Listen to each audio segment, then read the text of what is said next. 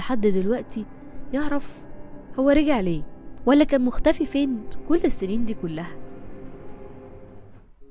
دلوقتي احنا هنبدأ بالتفسيرات.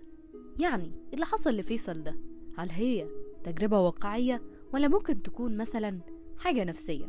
خلينا نبدأ بتفسيرات ما وراء الطبيعة. في معتقدات كتير عن الروح المعلقة. ايه هي الروح المعلقة دي؟ بيتقال ان الارواح اللي بتموت فجأة في حادث، خصوصا لو كان موت مفاجئ او في ألم شديد، ممكن تفضل عالقة ما بين العالمين.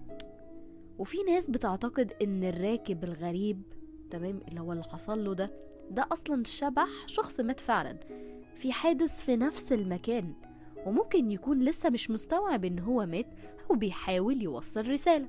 ده التفسير الاول.